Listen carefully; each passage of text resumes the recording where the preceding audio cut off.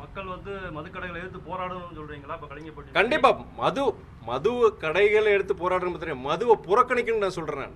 மனதளவில் மக்கள்கிட்ட இருந்த ஒரு மாற்றம் வந்தாதான் அதை முழுதளவில் நீங்கள் சொல்கிற மாதிரி நிறைவேற்ற முடியும். நீங்கள் பூர்ண மதுவிலக்கு கொண்டு வரீங்க, அதே குஜராத்தில் கொண்டு வந்தாங்க. எத்தனை இன்னைக்கு தொடர்ந்து கலாச்சாரம் மரணங்கள் நடந்துட்டு தானே இருக்கு. கலாச்சாரம் இல்லைன்னு சொல்ல முடியுமாங்க?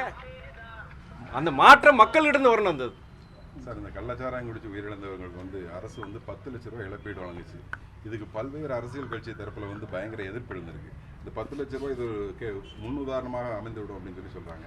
மதிமுகவினுடைய நிலைப்பாடு என்ன சார்? மதிமுக நிலைப்பாடு பொறுத்த வரைக்கும் என்னன்னா, எங்களுக்கு இந்த சமீபத்தில் பட்டாசு வெடி விபத்துலேருந்து இறந்தாங்க அந்த குடும்பங்களுக்கு நம்ம 3 லட்ச ரூபா நம்ம அரசாங்கம் கொடுக்குறது. அந்த 3 லட்சம் பத்தாது. ஏன்னா இதுங்க சாதாரண ஜனங்க உழைச்சி அங்கே போய் இது பண்ணி அந்த விபத்தில் இதாகி இன்னைக்கு சில வீடுகளில் போகும்போது 2 தாய் தந்தை இல்லை, 6 வயசு குழந்தைங்க 8 வயசு குழந்தைங்க பார்த்து ரொம்ப மனசு கஷ்டமாக இருந்தது.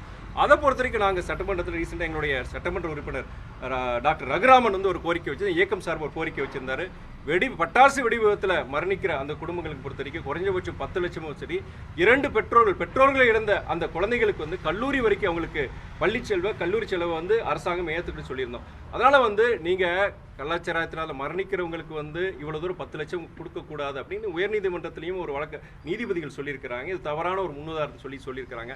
ஆனால் நான் அந்த கள்ளக்குறிச்சிக்கு அந்த மருத்துவமனைக்கு போயிருக்கும்போது அங்கே இறக்குற சூழ்நிலை இருக்கிற பல பேர் பார்த்தீங்கன்னா ரொம்ப அன்னாடங்காச்சு தான். இப்போ நான் போய் அந்த 10 லட்சம் கொடுக்கக்கூடாதுன்னு சொன்னேன்னா தவறு தான், குடிச்சது தவறு தான். இன்றைக்கி அந்த குழந்தைங்க வீட்டில் இருக்க அந்த பெண்களும் சரி அவங்க நிலைமையை நினைக்கும் போது கொடுக்கக்கூடாதுன்னு சொல்லி எனக்கு மனசு வரல.